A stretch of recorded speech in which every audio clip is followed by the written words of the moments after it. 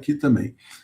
Oi, Daphne, bom dia, tudo bem? Bom dia, Breno, bom dia, Léo, bom dia, comunidade. Boa semana para vocês. Boa semana. Bom dia, Breno, você está bem? Bom dia, Léo. Tudo em paz. Tudo em paz? Qual que é o seu prognóstico aí para a Copa, Breno? Quem vai levar essa aí? Acho muito difícil a França não levar, né? Tecnicamente é o melhor, né?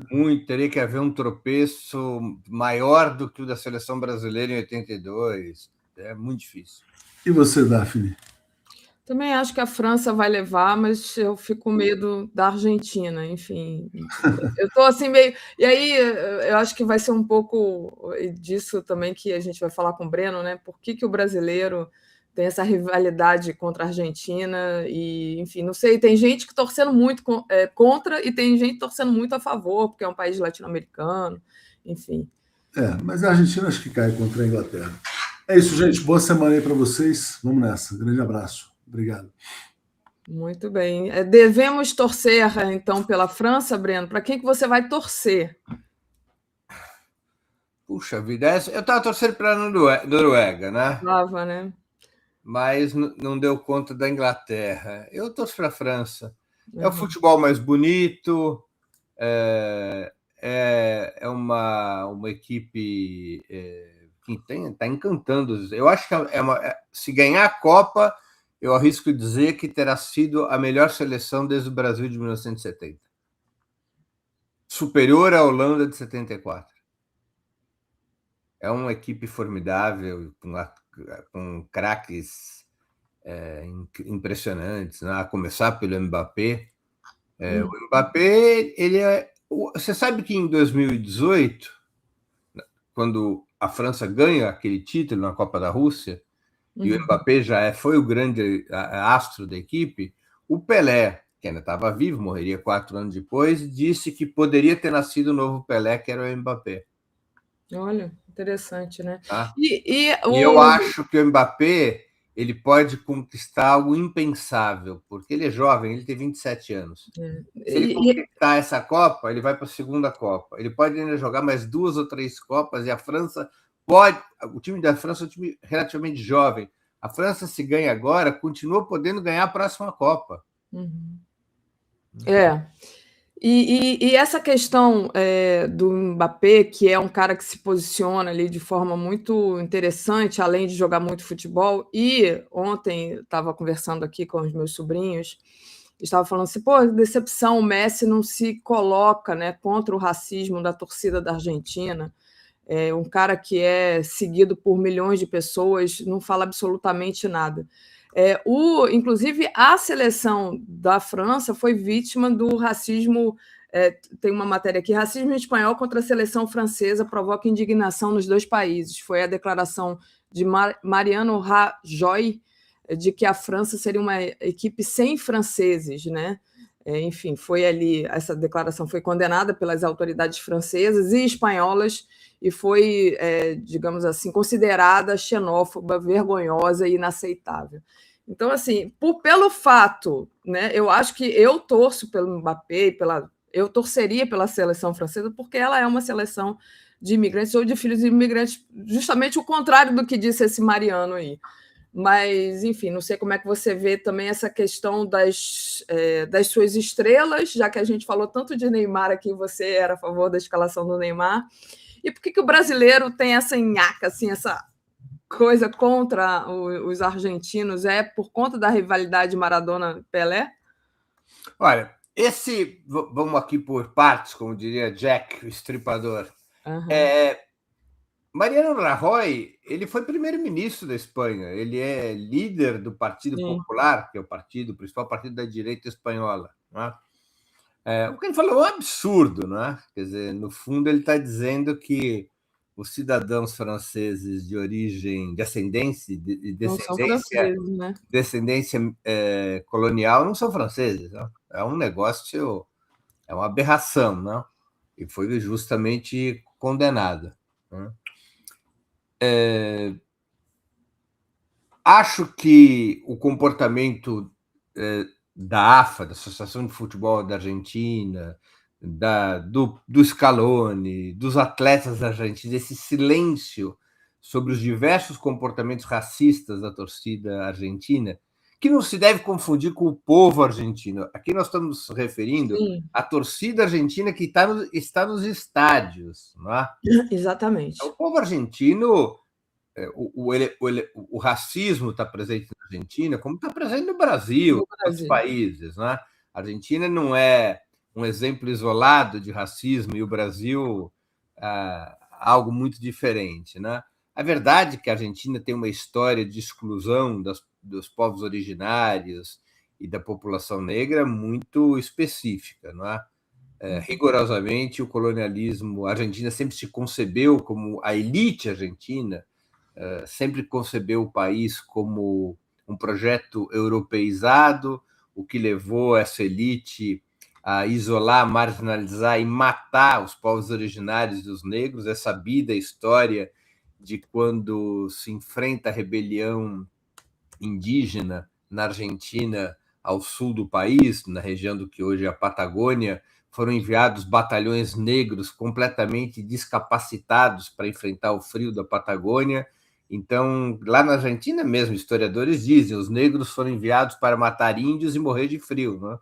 E efetivamente, a Argentina teve suas populações indígenas e sua população negra, embora a escravidão na Argentina seja muito inferior à brasileira em termos de volume, você teve realmente um processo de depuração racial, depuração racista da sociedade argentina fortíssima. Né? Mas, em que pese isso, ou seja, o Brasil também é um país racista. Né? Aqui, então, eu estou me referindo aos torcedores da Argentina, aos que vão aos estádios.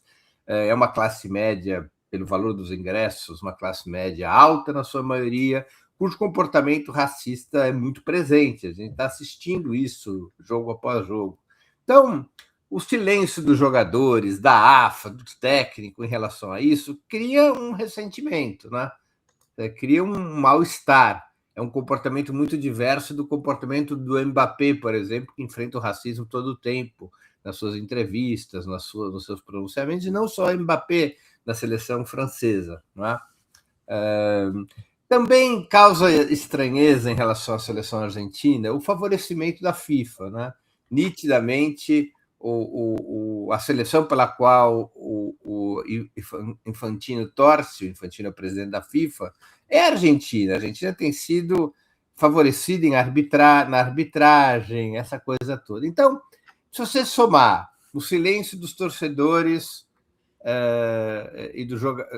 o silêncio dos jogadores, da comissão técnica e da Federação Argentina diante do racismo nos estádios, com o favorecimento da FIFA, especialmente da arbitragem, somar esses dois grandes fatores, também ao fato de que a Argentina já é tri, se ganhar mais um título vira tetra, se aproxima muito do Brasil, e somando também o fato de que se a Argentina ganhar esse novo campeonato mundial, a discussão quem é o melhor da história, Messi ou Pelé, vai adquirir um outro argumento favorável ao argentino, junta tudo, e aí nós vamos ter uma explicação razoável ou uma motivação razoável para torcer contra a Argentina. Né? Eu torci pela Argentina em 2022, contra a França. Eu torci porque tem um componente na seleção argentina, havia 2 ou 3 componentes que me fizeram torcer pela Argentina. Primeiro, a raça da Argentina, naquele jogo espetacular na final contra a França, virando uma situação que estava praticamente vencendo um jogo dramático, né, contra a França. Segundo, eu achava que o Messi merecia uma Copa do Mundo, ele nunca tinha vencido uma Copa do Mundo. Né? E ele estava jogando um campeonato formidável. Então, eu torci pela Argentina em 2022, mas eu não torço para a Argentina em 2026, eu torço contra a Argentina. Até pela Inglaterra eu vou torcer. Por esse conjunto de fatores, a rivalidade esportiva, eu não quero a Argentina tetra, porque ela vai ficar muito próxima do penta. Tricampeonato está bom para eles. Eu não quero colocar lenha no fogo, na fogueira. Azeitona na empada. Azeitona na empada dessa discussão sobre Messi e Pelé, que é uma discussão que eu considero friamente absurda, em termos de comparação futebolística, né? Absurda, mas que ganharia um argumento um argumento que eu considero fajuto, mas um argumento adicional pró-Messi. Eu acho também que a seleção argentina se transformou, pelo seu comportamento, pelo comportamento da sua torcida nos estádios, se transformou num símbolo antiesportivo. Repito, favorecida pela FIFA, racismo nos estádios, silêncio da equipe argentina. Né? É um símbolo um símbolo, não apenas um símbolo antiesportivo, Daphne, como a Argentina passou a ser abraçada pelas vozes mais reacionárias do planeta nessa Copa do Mundo. Né? Então, ela tem o apoio do Netanyahu, tem o apoio do Trump, além do apoio do próprio Milei. Nós não estamos aqui falando do povo argentino, da nação argentina. A seleção argentina passou a ser o símbolo disso. Então, penso que por esse conjunto de questões é justo torcer contra a Argentina. Não me sinto incomodado por estar torcendo contra a Argentina. A Copa do Mundo, ela não é uma arena geopolítica estrito sensu. Lato sensu pode até ser, assim, a gente pode fazer alguma conjectura a esse respeito, mas você tem os elementos esportivos. Eu não me sinto mal por torcer pela Inglaterra contra a Argentina, embora a Inglaterra seja um antigo império colonial e a Argentina seja um país do terceiro mundo. Porque ao torcer pela Inglaterra, eu estou torcendo pela seleção inglesa contra a seleção argentina. A seleção inglesa é uma seleção que pode deter a Argentina, porque, enfim, eu não quero que a Argentina seja campeã. Né? E eu prefiro que ela seja detida na semifinal. Na final, ela é perigosa, porque a seleção argentina, e aí vem um elemento de inveja, né? A seleção argentina, além da qualidade técnica muito superior à brasileira atualmente, infinitamente superior, porque a seleção brasileira virou um time médio, né? Um time médio correndo o risco de virar um time pequeno. Além de ser infinitamente superior tecnicamente à seleção argentina, e de ter um craque que o Brasil nem de perto tem, como é o Messi, a raça da seleção argentina é inacreditável. Né? E na raça, a Argentina pode ganhar da França. A Argentina ganhou com dificuldades todas as partidas da segunda fase em diante. Né? Teve dificuldade contra Cabo Verde, teve dificuldade contra o Egito, teve dificuldade contra a Suíça. A Argentina fez sua trajetória da primeira partida até as quartas de finais, em que finalmente a Argentina ganha da Suíça, sem enfrentar uma única seleção entre as 15 melhor classificadas no ranking da FIFA. A Argentina passeou, enfrentou só, como se diz no mundo esportivo, só enfrentou galinha morta. Né?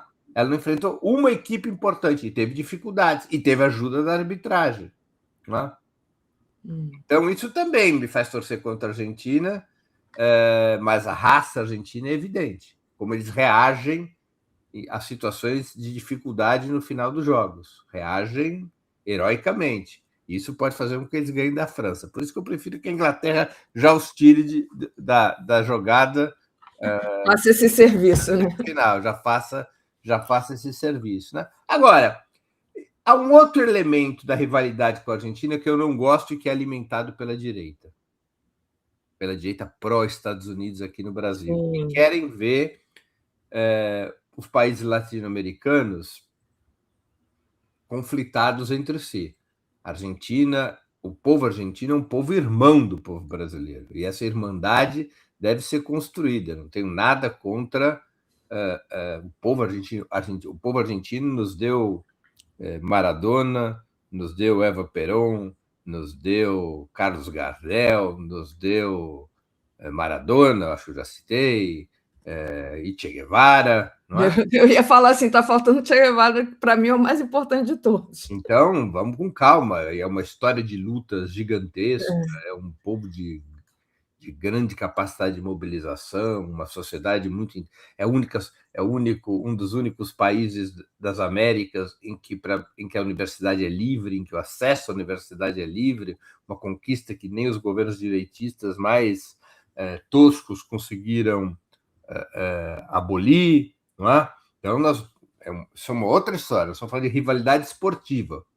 A rivalidade esportiva é normal. Ou seja, é evidente que a Argentina passou a ser, na América Latina, superou o Brasil em termos de futebol, E eu não quero que a Argentina chegue muito perto da situação de ser perto da situação brasileira de ser pentacampeão mundial. Isso aqui nós estamos falando de futebol, não é? Além desses outros elementos paraesportivos, Ricardo Darín, a Argentina nos deu Ricardo Darín, bem lembrado, Quino, e assim vai. Mercedes Sosa, nossa. Piazzolla, Mercedes Sosa, aí. Vamos passar a manhã toda lembrando dessas grandes figuras. Agora, em termos esportivos, eu quero que a Argentina perca. Eu tenho brincado com meus amigos, né? Na verdade, eu li isso em algum canto e adotei a brincadeira. Tem duas equipes latino-americanas disputando as semifinais: a Guiana Francesa e as Ilhas Falkland. Boa, gostei. São as duas únicas equipes latino-americanas. As outras são europeias. A Espanha e a Argentina são europeias. Então, eu vou torcer pelas Ilhas Falkland contra a Argentina na quarta-feira. E se a Argentina passar para a final, eu vou torcer pela Guiana Francesa contra a Argentina. Eu não quero que a Argentina ganhe. Agora, de fato, por simpatia, eu queria que a Noruega fosse adiante. Mas, em termos futebolísticos, a vitória da França é a consagração do futebol arte, né? Eu vou repetir aqui.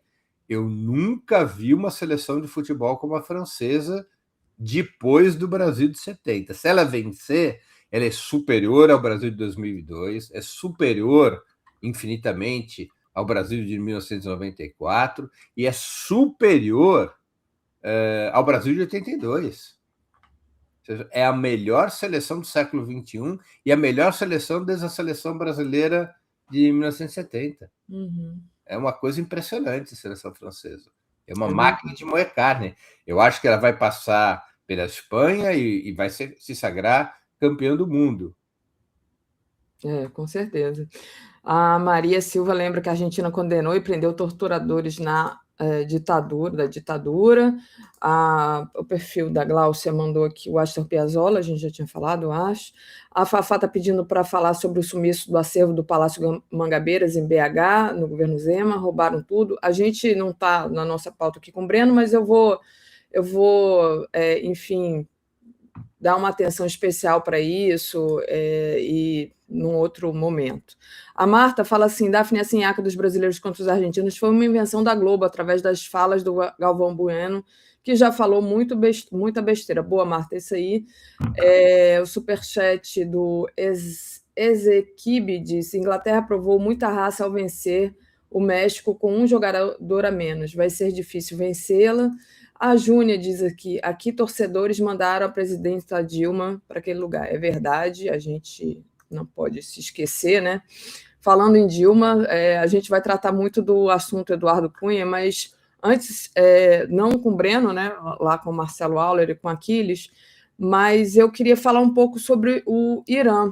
A escalada dos Estados Unidos contra o Irã fez um intenso contra-ataque nas bases norte-americanas no Golfo, após uma nova onda de bombardeios estadunidenses, né? Então, como é que você está vendo essa, digamos assim, essa escalada, Breno?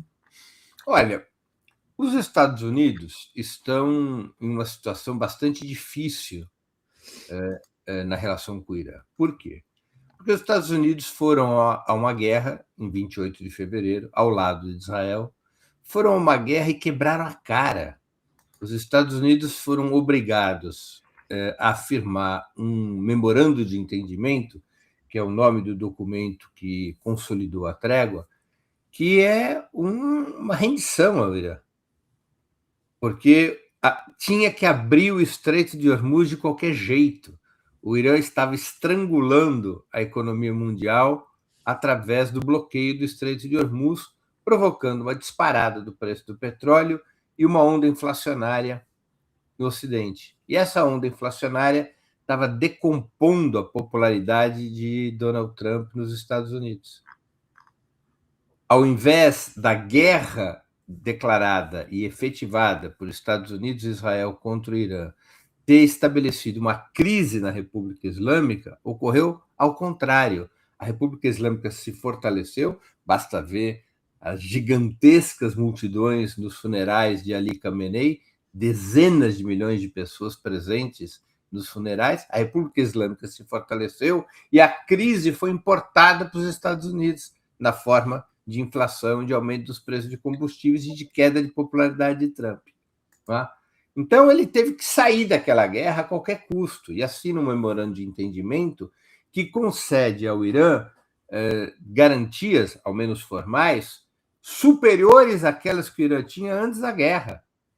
E criou-se uma imagem nítida de que Donald Trump foi derrotado na guerra. Donald Trump e Netanyahu foram derrotados na guerra.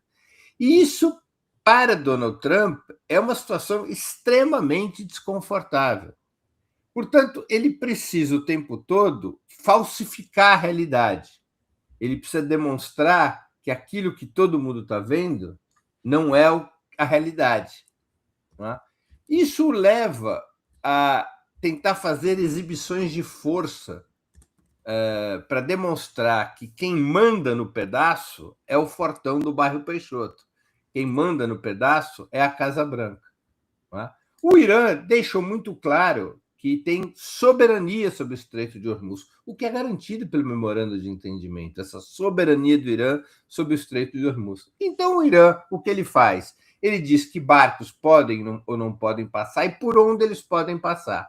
Quando esses barcos tentam romper, como aconteceu, as determinações iranianas, o Irã alerta, não façam isso. Se os barcos insistem em fazê-lo, o Irã adota, conforme o direito internacional, todas as represálias previstas, incluindo o ataque contra barcos que violem essas orientações. Os Estados Unidos tentaram forçar uma situação no Estreito de Hormuz com barcos mercantis. O Irã agiu conforme o direito internacional e conforme sua soberania sobre o Estreito de Hormuz, e os Estados Unidos desencadearam, a partir de 7 de julho, novos ataques ao Irã. Não é? E o Irã imediatamente respondeu a esses ataques. Isso quer dizer que a guerra reiniciou? Não necessariamente. Se a gente olhar os alvos que os Estados Unidos estão escolhendo, os Estados Unidos estão escolhendo alvos que não levem o Irã a uma represália mais generalizada. E o Irã está reagindo fortemente contra as bases norte-americanas, tanto no Golfo Pérsico quanto a base norte-americana na Jordânia, mas você percebe que o Irã não está atacando Israel? Uhum. Porque o Irã sabe que atacar Israel é o que o Netanyahu deseja para as eleições de outubro. Exato. Tá? Então, há uma escalada evidente. Isso pode levar ao fim, a ruptura total do cessar-fogo e realmente a retomada da guerra, mas, por hora, o que eu acho que existe os Estados Unidos, é uma situação na qual os Estados Unidos buscam exibir forças e o Irã coloca o pé na porta e diz: não vem que não tem. Nós não vamos ceder a essas demonstrações furadas de força. Nós temos café no bule, a gente tem bala na agulha para reagir, e vocês não têm café no bule para nos atacar numa escala maior do que a que vocês estão fazendo. Né? Então, são escaramuças fortes, de lado a lado, com o Irã respondendo às agressões militares norte-americanas. Isso é preciso deixar claro, que, novamente, o agressor são os Estados Unidos. Agora, eu não vejo que a tendência principal seja os Estados Unidos voltarem à guerra, como ela se constituiu antes do cessar-fogo, ou seja, uma situação de confrontação generalizada, como estabelecido depois de 28 de fevereiro. Né? Eu acho que os Estados Unidos também ficaram muito impactados com o funeral do Khamenei e quiseram retirar o impacto desse funeral da opinião pública. Quiseram entorpecer o noticiário internacional com esses ataques ao Irã. Acho que tem um elemento propagandístico, porque os funerais de Khamenei, Daphne, são muito impressionantes. Né? As imagens, aquelas multidões gigantescas, as centenas e centenas de jornalistas do mundo cobrindo esses funerais. O Irã abriu as portas para que a imprensa pudesse assistir às cerimônias, e isso estava provocando um enorme desconforto em Donald Trump. E eu creio que parte da razão, dos motivos desses novos ataques tem a ver com isso, ou seja, tentar tirar do noticiário a envergadura, não é?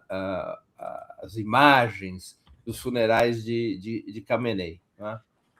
Eu acho que Donald Trump, que ele opera pendularmente, eu acho que nas próximas horas ou dias, poucos dias, ele vai botar de novo, vai voltar para a casinha. Uhum. Tá? Agora, nós temos que levar em conta, só para finalizar, que nos Estados Unidos há duas alas sobre a guerra contra o Irã. Tá? Uhum. Tem uma ala guerreirista e uma ala negociadora. A ala guerreirista tem como principal expoente o Pete Hegseth, o secretário da Defesa, o secretário da Guerra, como se chama atualmente, Marco Rubio, o secretário de Relações Exteriores. A ala negociadora tem como seu maior expoente o J.D. Vance, o vice-presidente. Né? E o Donald Trump ele pendula entre uma e outra ala de forma até errática em função das circunstâncias imediatas. Quando ele achou que podia derrubar a República Islâmica, ele foi à guerra e se compôs com Pete Hegseth, Marco Rubio e, claro, com Netanyahu. Quando ele percebeu a roubada na qual se meteu, ele se alia com J.D. Vance e busca uma negociação com o Irã. Agora ele parece mais próximo novamente de Hegseth e Rubio, mas a qualquer momento ele pode retornar a uma proximidade com o ponto de vista de J.D. Vance, que é o ponto de vista de maior simpatia no eleitorado norte-americano, e eles estão há menos de 4 meses das eleições de meio período que vão acontecer no início de novembro. Né? Então, não creio que seja uma retomada da guerra, necessariamente, né? Mas os Estados Unidos adotaram essa postura de desrespeitar o memorando de entendimento, de desrespeitar, mais uma vez, o direito internacional e tentar exibir sua força. Agora, o Irã ele não permite exibição de força, porque a cada gesto dos Estados Unidos, o Irã responde, e responde duramente. Sim. Tá? Então, o Irã não é o Irã é um adversário. Eu vou fazer aqui uma comparação futebolística, já que a gente está em período de Copa do Mundo. Os Estados Unidos entraram em campo contra o Irã, como a Argentina entrou em campo contra Cabo Verde. Exatamente, né? Achando que não era tão difícil, digamos assim. Quero um passeio. Ou como a Argentina entrou contra o Egito, quero um passeio. Né? E não só não foi um passeio, como teve que recorrer à arbitragem, à ajuda da FIFA e o escambau. Então, essa é a situação. Os Estados Unidos estão em apuros em relação ao Irã. Breno, deixa eu agradecer aqui o superchat desse Tegai Choque, sei lá como é que fala aqui. Agora a gente não tem mais o nome das pessoas, né? São esses arrobas assim, super estranhos. Perguntando se o Marco Rubio está comandando a Venezuela. E já que você tocou no assunto, né, das eleições lá de Israel, Israel confirmou as eleições gerais para o dia 27 de outubro. Essa decisão foi confirmada pelo parlamento israelense. Como é que fica a situação, então, do Netanyahu dentro dessa perspectiva aí de eleição? Enfim, queria que você falasse um pouquinho de Netanyahu e eleições lá decididas pelo parlamento, se você quiser. Bora lá. Eu vou responder primeiro essa questão e depois a gente volta para o Oriente Médio. Olha, essa pergunta, imagino que derive de uma matéria que saiu no New York Times a esse respeito. Eu não creio que seja exato essa consideração de que Marco Rubio comanda a Venezuela. Efetivamente, a Venezuela está com um revólver na cabeça. E depois dos terremotos, esse revólver ficou ainda mais ameaçador. Né? Os riscos de desestabilização da Venezuela pela pressão norte-americana cresceram depois do terremoto. A Venezuela, o governo venezuelano se vê obrigado a concessões ainda maiores depois do terremoto. Não creio que Marco Rubio comanda a Venezuela nem no sentido formal, nem nos detalhes de como a matéria descreve. Agora, efetivamente, a Venezuela hoje ela está sequestrada pelos Estados Unidos. Uhum. Há uma situação de sequestro do país. Não só Nicolás Maduro está sequestrado, o país está sequestrado. Né? A Venezuela está sob uma situação na qual sua soberania foi rebaixada. Né? Foi rebaixada.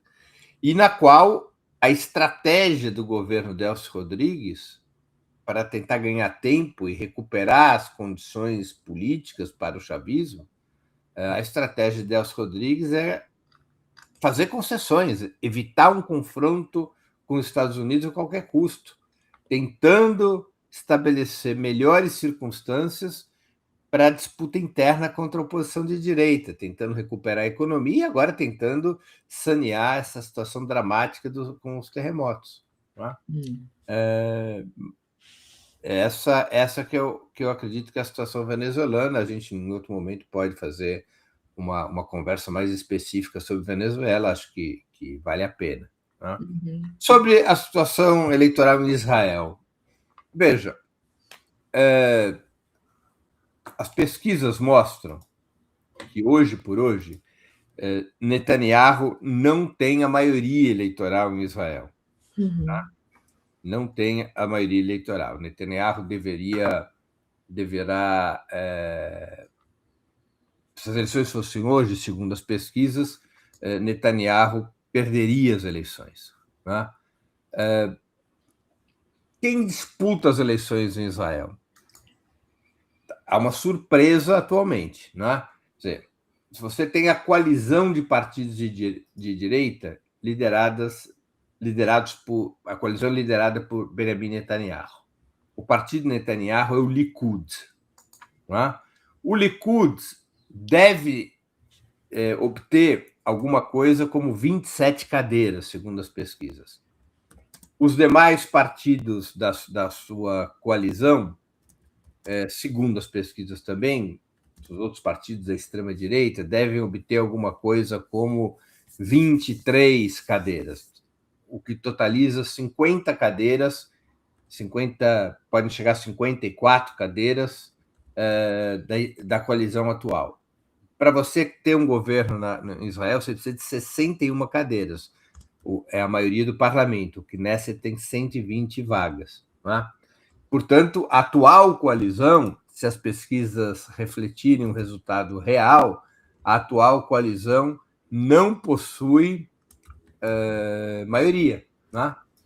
Não possui maioria. A atual coalizão perderia as eleições. E quem que teria essa dianteira? Aí você tinha uma oposição do que era o sionismo centrista, o sionismo liberal, né? Que era composto basicamente por duas lideranças, né? O Bennett e o Lapid. Eles dirigiam aí um bloco de forças que se imaginava majoritário. Mas as pesquisas estão mostrando o crescimento de um partido recém-criado chamado Yashar, liderado por um ex-general chamado Gadi Eisenkot, né? Que aparentemente poderia superar o bloco de oposição. Então, esse partido Yashar do Eisenkot, ele aparece nas pesquisas com 20 assentos, enquanto que o partido do Bennett e do Lapid, a coalizão do Bennett e do Lapid, caíram para 17. Tá? Então, esses três grandes blocos, a direita, a coalizão Bennett, Lapid e Eisenkot, eles têm muita unidade em relação à guerra contra o Irã, em relação à questão palestina. Não há muitas diferenças entre eles. Há uma diferença mais na condução pública, nas relações com os Estados Unidos e com a Europa, mais no que diz respeito à construção das condições para a sobrevivência do regime sionista na sua política exterior. Né? Só que a oposição mesmo que você junte Eisenkot com Lapid e Bennett, eles também não têm maioria.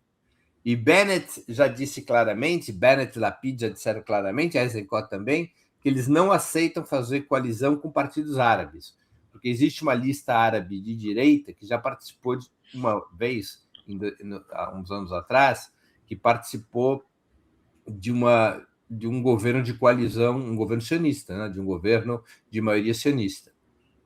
Para que a oposição a Netanyahu tenha maioria, eles teriam que abrir as portas para um partido árabe que tem ali suas 5 vagas, né? 5, 6 vagas, para poder chegar nos 61.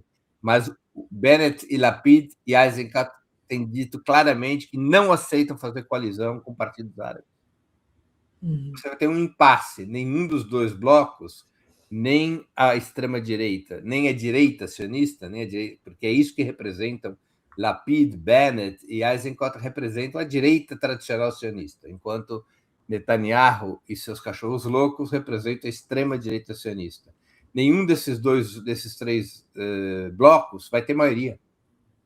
Eisenkot poderia se compor com Bennett e com Lapid, não é? Mas nenhum desses blocos, nem Eisenkot, nem Bennett, nem Lapid, aceitam a inclusão de partidos árabes. Então, você pode viver um impasse na eleição israelense.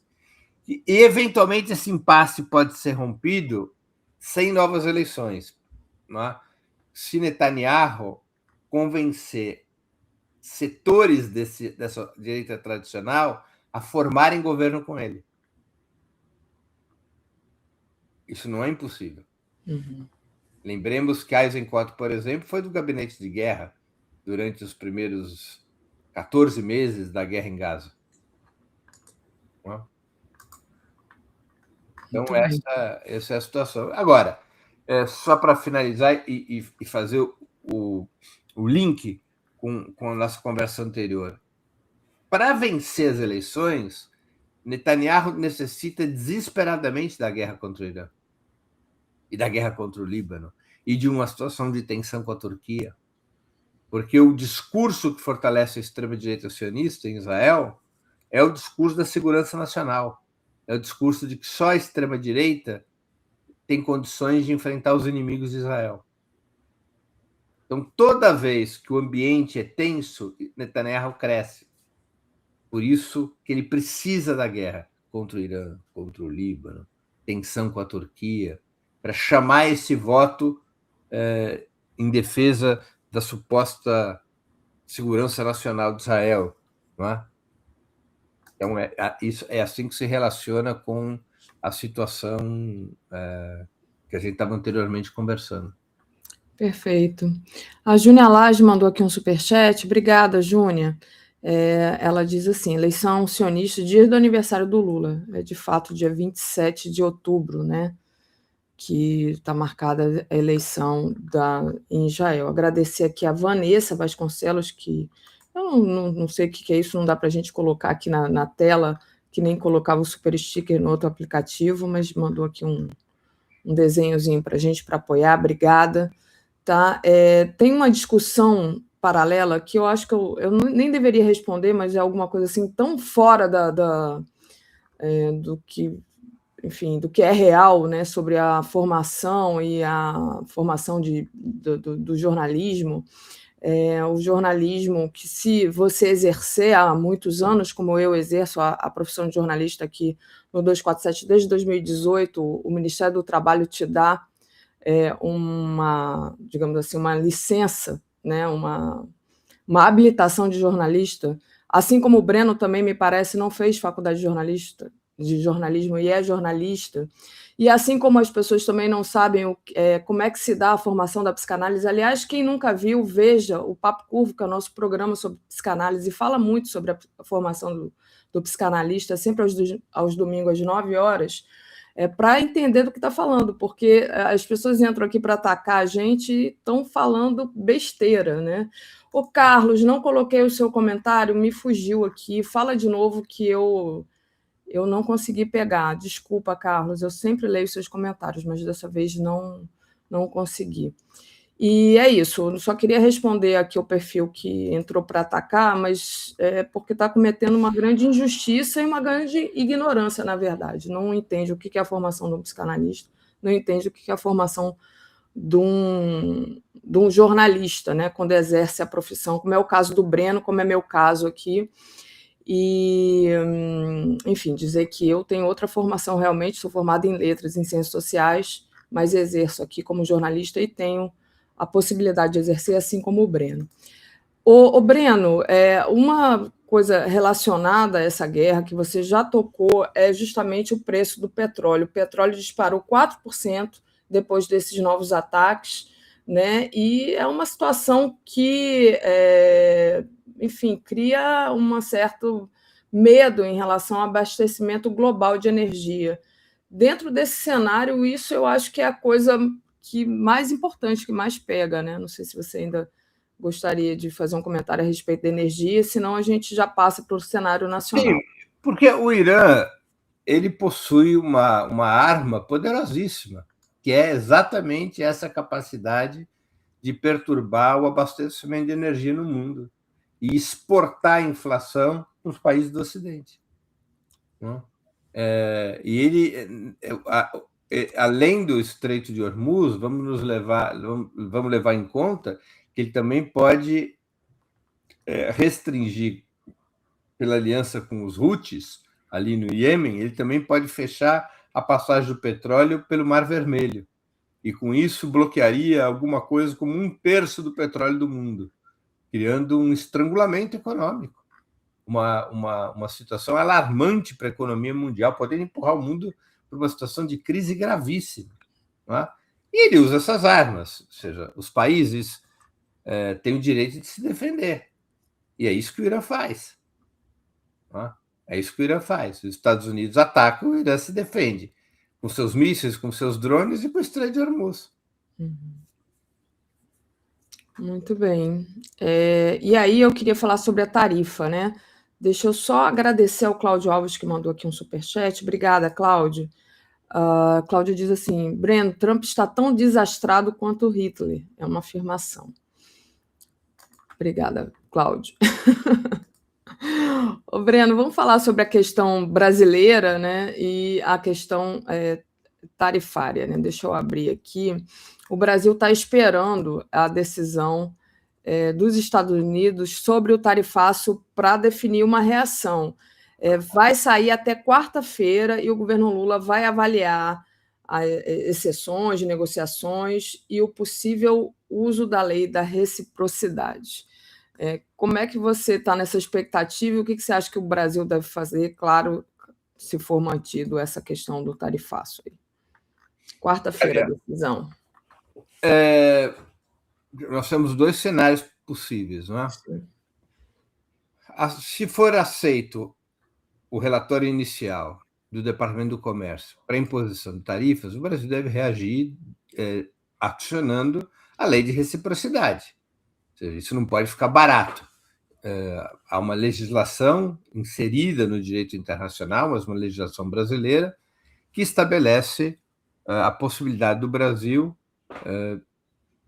se o país é danificado, se o Brasil é atingido por medidas tarifárias, de retribuir, né, de responder, de retalhar com medidas tarifárias semelhantes. Então, creio que o Brasil deverá ou deveria acionar esse potencial retaliatório. Agora, tem um outro cenário, no qual essas tarifas sejam adiadas e que o governo norte-americano digam que assim agiram a pedido de Flávio Bolsonaro. Né? Eu acho até, sem ter informações, é uma especulação, que esse é o cenário mais provável.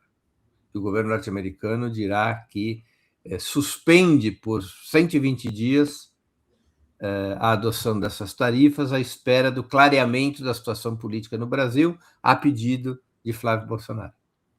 De tal maneira que isso ajude a candidatura bolsonarista. Ou seja, isso é algo que altera o cenário eleitoral, né? Dependendo... Nem acho que altere, Daphne, mas é uma intervenção no cenário eleitoral brasileiro, e a isso também há que se responder. não é? Primeiro, rejeitando qualquer tipo de interferência dos Estados Unidos nas eleições brasileiras, e segundo, mostrando como essa postura, como um fato desse tipo, seria a comprovação de que Flávio Bolsonaro opera como agente dos Estados Unidos. Não é? Que ele não é um patriota, que ele não defende o país, que ele é um agente dos Estados Unidos. Não é? Esse cenário, eu diria assim, não me surpreenderia em nada se isso acontecesse. Perfeito. Vamos ver vamos acompanhar o que vai acontecer na quarta-feira. E aí, só voltando rapidinho no cenário internacional, né?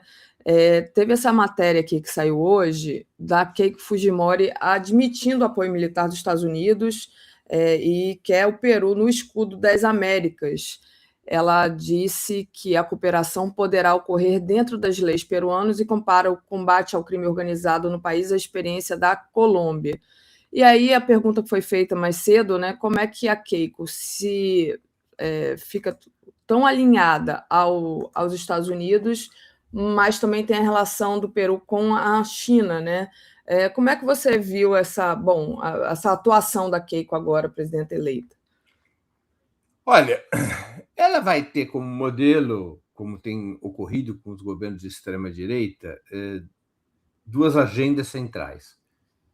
A agenda da segurança pública, que lhe dá popularidade, e a agenda das reformas ultraliberais, que é a que permite atender aos interesses dos grupos empresariais que a apoiaram. São as duas grandes agendas de Keiko Fujimori. No caso, eu creio, como há indícios bastante relevantes, ela vai priorizar, pelo menos no primeiro momento, ao contrário de Milei, que priorizou a agenda das reformas ultraliberais, ela irá seguir o caminho de Bukele, privilegiar a agenda da segurança pública, porque ela precisa ampliar sua base de sustentação. Ela foi eleita por uma diferença muito pequena. No primeiro turno, a votação dela foi inferior a 20%. Ela precisa construir uma base de sustentação. E o tema mais popular é o tema da segurança pública, da mão de ferro contra o crime, contra o narcotráfico e assim por diante. Não é? E reforçar sua aliança com os Estados Unidos a partir dessa perspectiva. Não é? Então, creio que a sua pergunta traz embutidos os indícios, né, de que esse é o caminho no qual vai caminhar, o qual será trilhado por Keiko Fujimori, né? Com um discurso muito demagógico, muito mentiroso sobre segurança pública, né? E uma expansão brutal da violência no Peru, da violência policial, da violência de Estado. Aliás, violência de Estado no qual ela, Keiko Fujimori, foi treinada, né? Lembremos que o seu pai foi ditador no Peru nos anos 90 e estabeleceu uma violência desenfreada no país, com acusações de morticídio, com dezenas de milhares de desaparecidos, de assassinatos, né? E Keiko Fujimori fazia parte disso, né? Então, ela vai fazer essa aposta da guerra contra o crime como instrumento para alavancar sua popularidade, para melhorar suas condições políticas internas, né? Creio que é esse o caminho de Keiko Fujimori.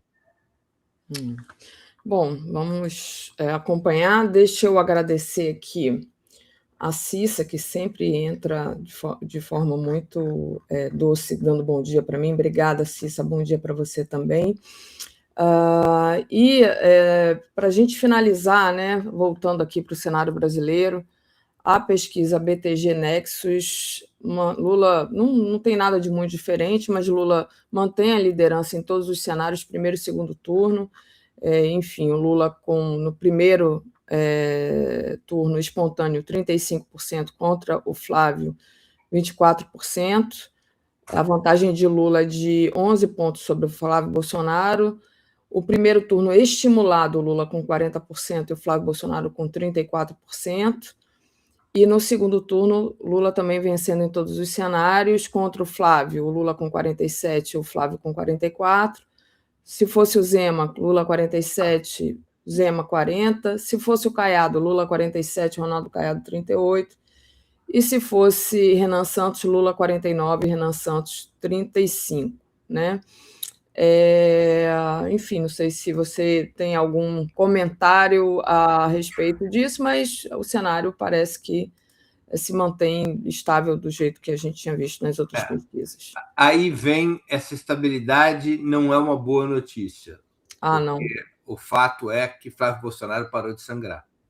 É verdade. Né? O caso Banco Master deu o que tinha que dar, e o caso Michele não afetou a candidatura de Flávio Bolsonaro. Então, Flávio Bolsonaro esteve sob o bombardeio de más notícias, uma atrás da outra. Mas tem um vídeo ainda para sair, né? Bom, o que está para sair, vamos ver. Mas do que já saiu, ele foi bombardeado a partir de abril pelo caso Banco Master. Isso provocou um certo recuo na sua candidatura. Depois nós tivemos a dissensão com Michele Bolsonaro. Publicamente, ela grava um vídeo agressivo contra o enteado, e isso não afetou a candidatura de Flávio Bolsonaro. Então, é um cenário no qual o presidente Lula é favorito, mas a margem continua muito apertada. Né? A pesquisa que você nos trouxe aqui, a BTG Nexus, ela revela uma diferença de segundo turno de 3 pontos percentuais, na margem de erro, né? Portanto, 2 pontos acima, 2 pontos abaixo. Né?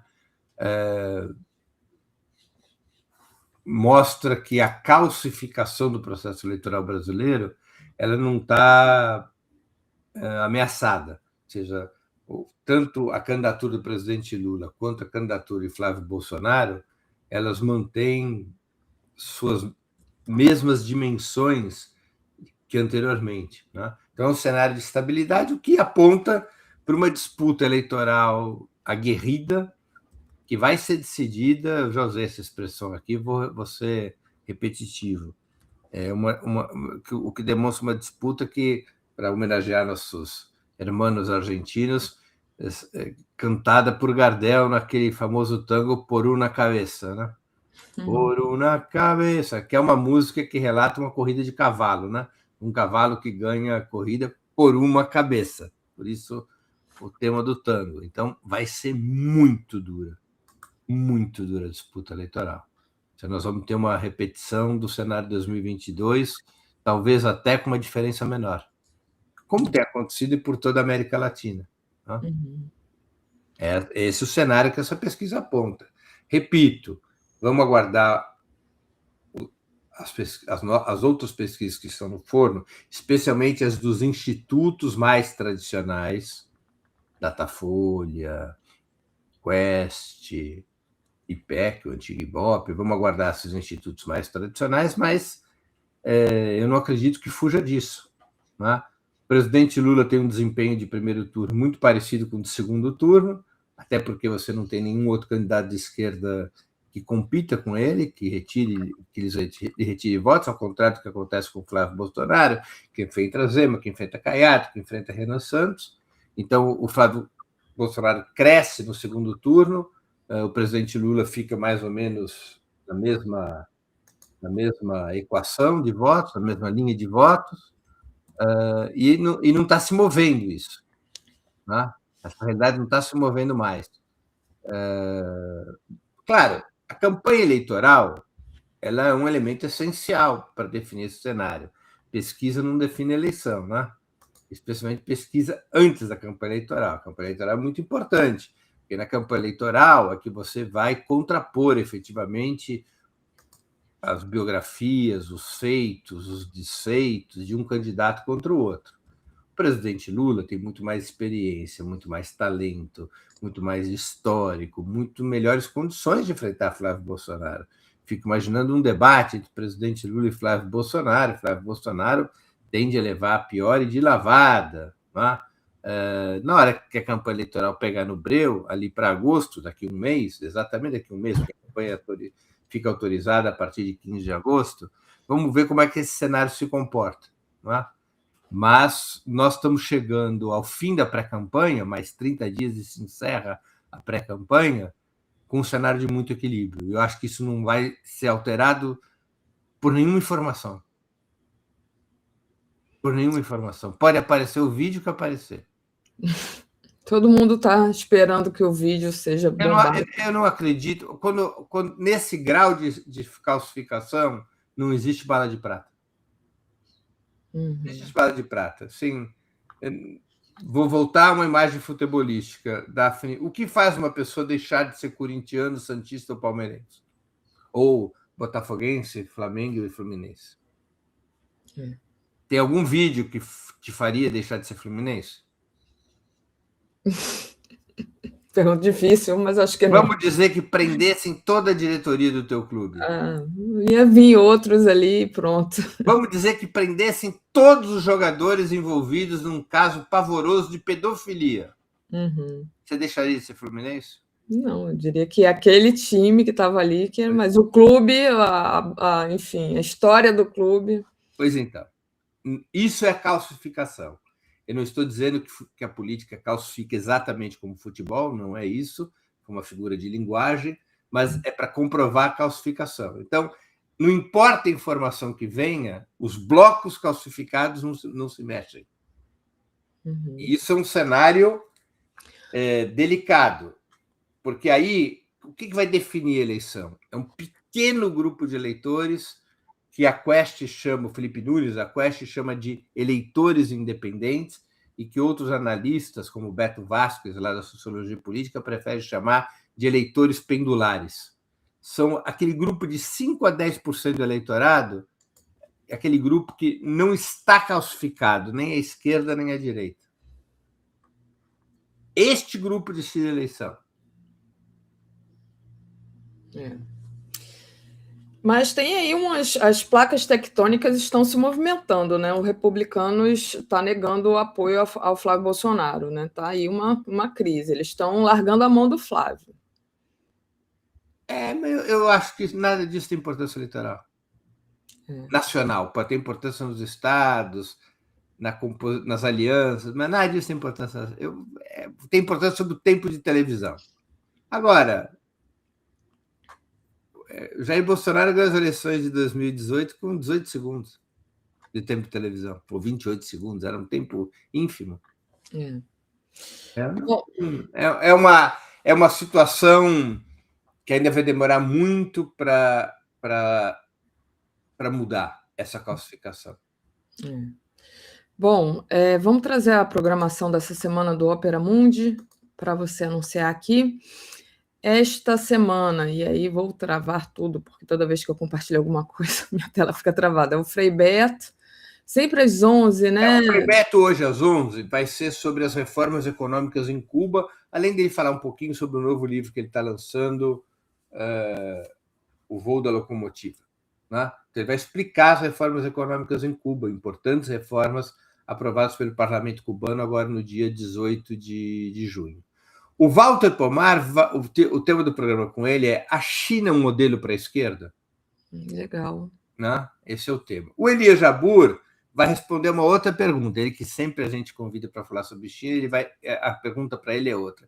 Por que o Brasil não é uma superpotência? Por que o Brasil falhou? O que deu errado? E o que precisaria dar certo para o Brasil ser uma potência, dadas as riquezas naturais, a dimensão territorial do país?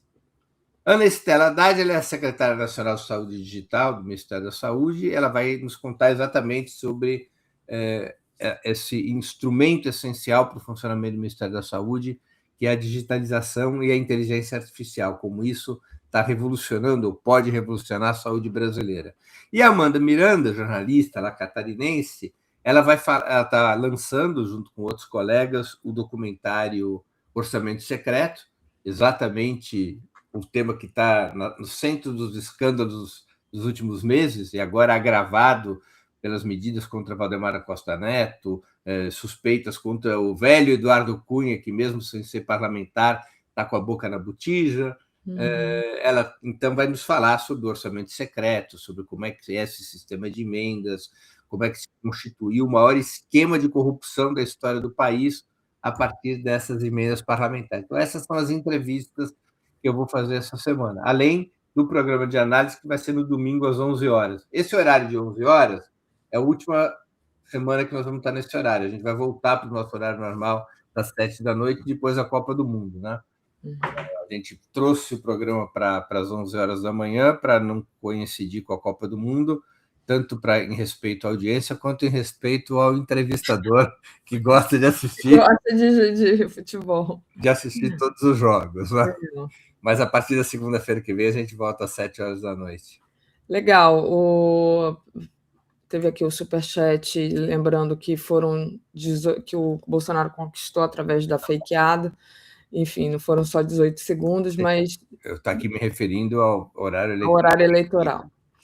Obrigada, Breno. Bom dia para você. Boa continuação aí no Opera Mundi. Valeu. Bom dia, boa semana para você e para toda a audiência. Tchau, valeu. Bom, trazendo aqui, sem mais delongas, Aquiles Lins. Bom dia. Ué, cadê?